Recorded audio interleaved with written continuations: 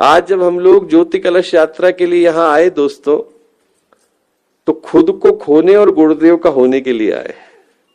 यहां पर जिस उद्देश्य के लिए आकर के बैठे, वो इसी उद्देश्य के लिए आकर के बैठे कि जिन जिन चीजों के ऊपर मेरा अधिकार था वो मैं सौंप रहा हूं। आपका हो गया।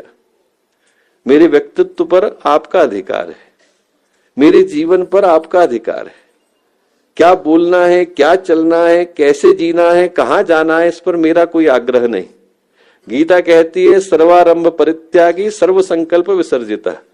सारे आरंभों का जिसने त्याग कर दिया, सारे संकल्पों का विसर्जन कर दिया, उसके जीवन में समर्पण का उदय होता है। न मेरा कोई आग्रह है, न दुराग्रह है, न कोई संकल्प है और न कोई विकल्प है।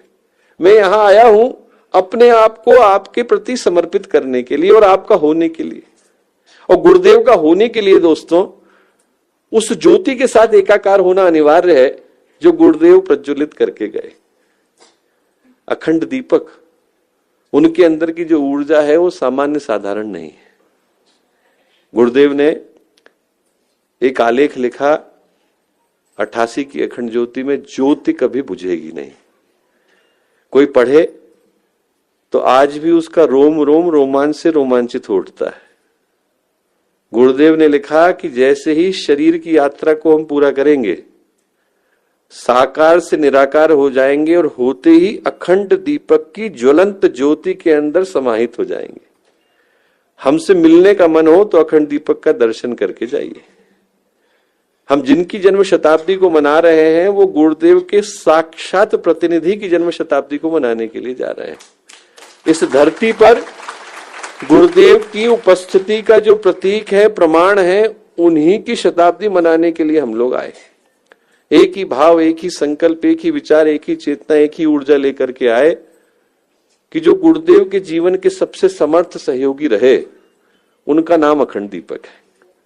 गुरुदेव के जीवन के जितने भी चरण हैं दोस्तों, आप सोच करके देखिए। जो आवलखेड़ा में थे वो आगरा नहीं पहुंच पाए, जो आगरा में थे वो मथुरा नहीं पहुंच पाए, जो मथुरा में थे वो हरिद्वार नहीं पहुंच पाए।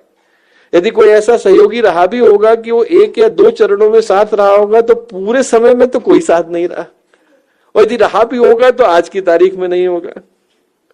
अखंड दीपक अकेला ऐसा है जो गुरुदेव के स्थूल और सूक्ष्म सारी गतिविधियों का साक्षी रहा।